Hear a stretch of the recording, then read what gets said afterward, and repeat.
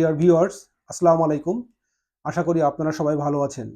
আজ আমি আপনাদের সামনে হাজির হয়েছি একটি গুরুত্বপূর্ণ প্রশ্নের উত্তর নিয়ে। যেই প্রশ্নটা পুরো জাতির কাছে আছে, ইভেন আমার নিজের কাছেও আছে। বাট কোনো অথেন্টিক সোর্স থেকে উত্তরটা খুঁজে পাচ্ছিলাম না বিধায় জানাতে পারিনি।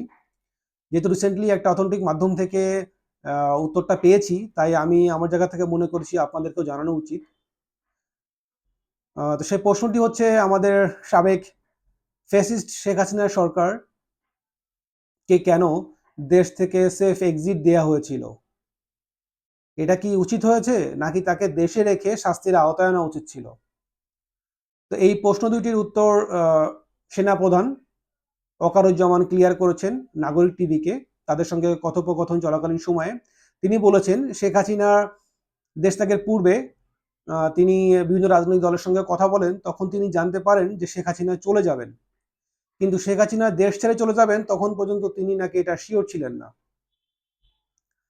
পরবর্তীতে তিনি জানান যে ওই সময়ে বৈষম্যবিরোধী ছাত্র জনতার আন্দোলনের যে গণঅভ্যুত্থান ছিল বা যে আন্দোলনের যে পারিপার্শ্বিক অবস্থা ছিল, যদি শেখ হাসিনা দেশে থাকতেন তাহলে তার জীবনের উপর একটা হুমকি আসতো, জীবন নাশের একটা হুমকি ছিল।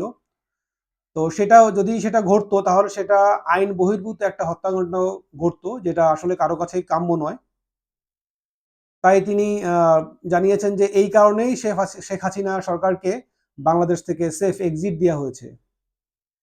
কিন্তু এখন প্রশ্নটা হচ্ছে জাতির কাছে প্রশ্ন, আমার নিজের বিবেকের কাছে একই প্রশ্ন বা সবার কাছে একই প্রশ্ন ভিতরে হয়তো উঠতে পারে। আসলে কোনটা ঠিক ছিল? তাকে সেফ এক্সিট দেয়া নাকি তার কৃতকর্মের জন্য তাকে দেশে রেখে শাস্তির আওতা বা বিচারের আওতায় আনা উচিত ছিল? তো সেই উত্তরটা আপনাদের কাছ থেকে আশা করতেছি। তো আশা করব আপনারা সবাই কোনটা উচিত ছিল সেটা জানাবেন। ধন্যবাদ সবাইকে। ভালো থাকবেন।